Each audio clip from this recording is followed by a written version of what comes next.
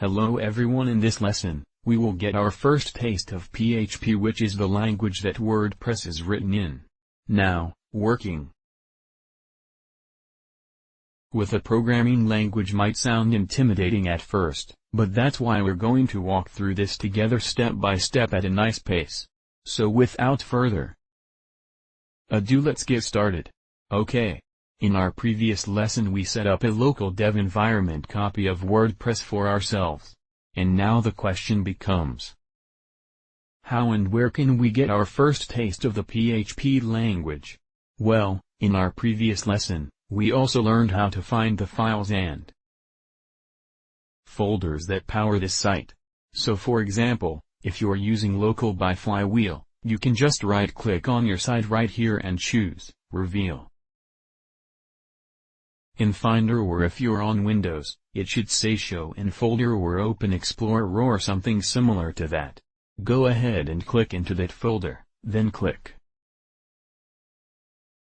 into App, then click into Public, and these are the WordPress system files that power your site now. Before you and I worry about doing anything useful like maybe creating our own brand new theme, before we get to that, let's first start simple for now. Let's just create an experiment file in this folder where we can try a few simple tests and dip our feet into the PHP waters. Now, it's important to point out that you cannot use a word processing program to create a new PHP file or make edits to an existing PHP file. Instead, you need a dedicated text editor program. Now, most computers do not come with a text editor program out of the box, but luckily 3 of the best text editors in the world are free to download and use. So if you don't already have a text editor program on your computer, I recommend you download one of the following 3. The first is Sublime Text. This is the text editor that I will be using throughout this course. So if you want to use the same program as me, this would be the choice for you. However, there are tons of different text editor programs out there, and at the end of the day it doesn't really matter which one you choose. They will all work perfectly for editing PHP code. Okay, so aside from Sublime Text, another great option for a text editor program is Visual Studio Code. And another great free option is the Atom text editor. And again, you do not need to download all 3 of these. Any one of them will do the trick. So just pause the lesson right now and go ahead and download and install one of these 3 text editors. Okay. And at this point in the lesson, we'll assume anyone watching now has a text editor ready to use. So go ahead and open up your text editor program. And if you don't already see an empty screen where you can begin typing, just click on File, New, or if you're on Windows you can usually just press Ctrl N, or if you're on Mac you can press Command N to get a new file. Okay. So in this blank canvas, why don't we type out, "This is a test." Okay then. Let's go ahead and save this as a PHP file into our WordPress system folder. So click File, Save, or Ctrl S or Command S, and we need to save this file into a very specific location.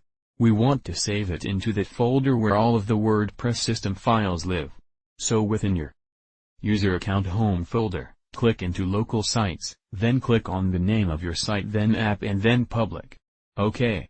And this is that same directory that we've already seen twice now with the different WordPress files and folders.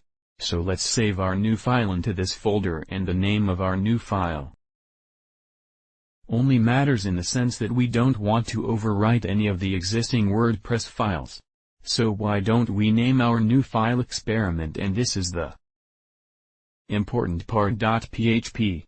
So save it as experiment.php. Cool. So now in that same folder with all of the WordPress files, if I scroll down to the bottom, there is our brand new little experiment.php. Now let's try to view this in the web browser. So back in your browser, if You visit your local dev environment copy of WordPress.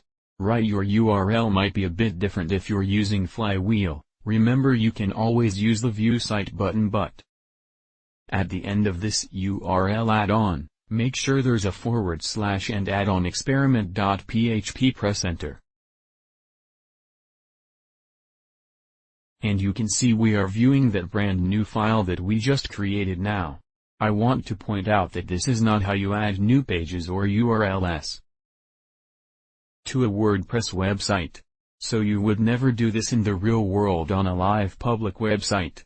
We are only doing this for educational and testing purposes. At the end of this lesson we are actually going to delete our experiment.php file. However, for the time being this is a great place to try and write our first bit of PHP code. So why don't we jump back into our text editor and let's delete the "this is a test" message, and instead let's write a tiny bit of HTML so we can then see how PHP fits into the equation. So just as test, let's create a heading. Level 1 HTML element and say this page is all about Brad, and then maybe right below that, I want a less important headline that reads all about Brad. Okay, let's save this and refresh the page. Alright, so nothing too exciting here. This is just a bit of HTML heading level 1 and heading level 2. But remember, we are not editing an HTML file. We are editing a PHP file. So if this is just HTML, what does PHP look like and what can it do? Well, check this out. Maybe on a new line above this code type this out with me: less than symbol, question mark, PHP, and then a space and then a question mark and then greater than symbol.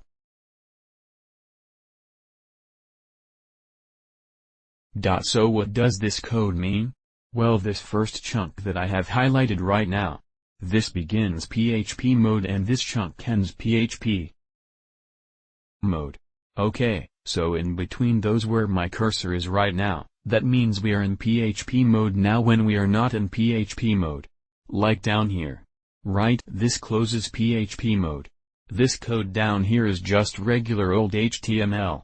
But up here while we are in PHP mode we can write magical, beautiful PHP code. So check this out. Type this out with me. Echo. Echo is how you output things to the page while you're in P mode. So echo. And then let's write 2 + 2.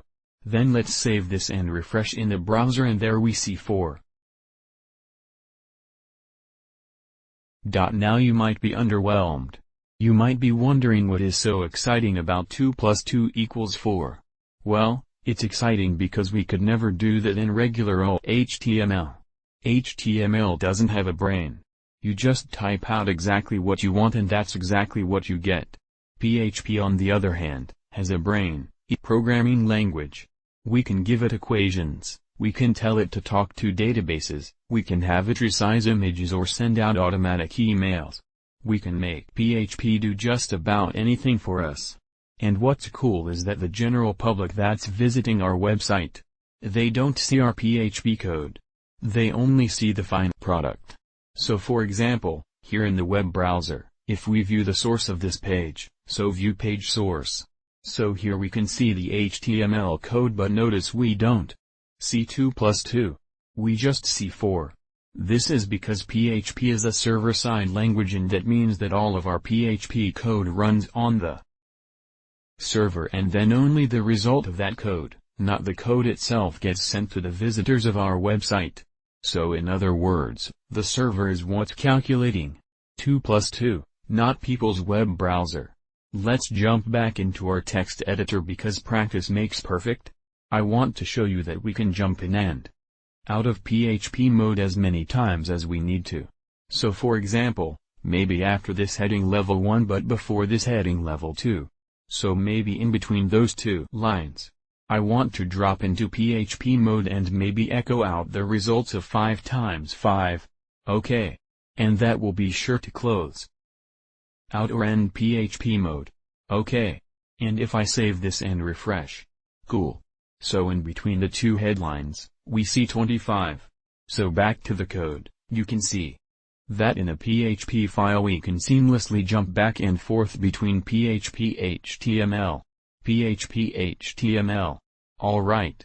Now, lesson, I want to have you type out one more PHP example. Alright, so on this page you can see that my name is included twice here and here. Now imagine I illegally changed my name in the future. I would have to update my name in both places now. Just updating it in 2 spots isn't too bad. But imagine times or 300 times updating it.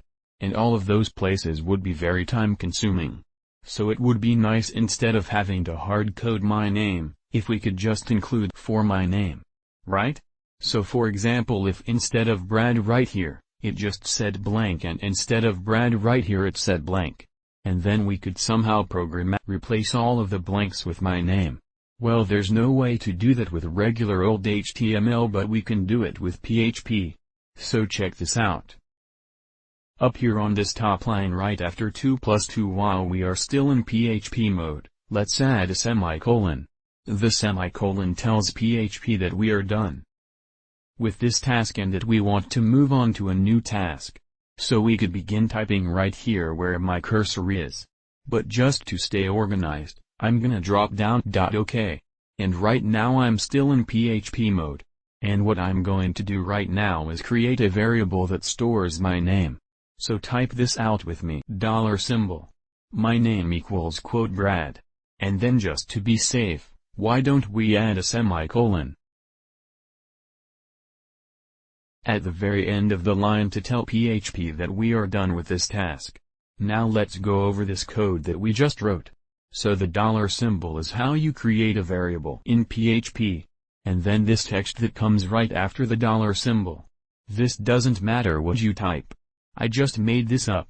There's nothing magical about my name. We could have typed unicorn or pizza, right? It really doesn't matter what we type here. Just as long as it's something we can remember. So this line of code basically creates a sticky note in PHP's memory with my name written on one side. And then on the back of that sticky note, it says Brad. Now what's cool? Reference this throughout the rest of our page. So now instead of literally typing out blank here, we can just use PHP to reference this, my name variable. So let's delete this first blank. So this page is all about, and then we want to output whatever the value of my name is. So place our cursor here. And then we want to enter into PHP mode. Okay. And remember, echo is how we output something onto the page when we are in PHP mode, and then we just type out the variable name. So $my name. Okay, and then let's be sure to close out of PHP mode. Cool. So on this line we start out with HTML. Then we enter into PHP mode to get that variable value. Then we close out of PHP, so then we're back into HTML mode so we can close out the headline. Ahead and do the same thing for this line. So let's delete blank. And then instead of typing this out again, let's just copy and paste it. So select this PHP section. Copy it, paste it right here. Okay, now if I save this and refresh, we don't see any difference because my name still equals Brad. But now, if we change this variable to equal John Doe and save, cool. It gets updated in both locations now. Again, it's not very impressive because it's in only 2 locations.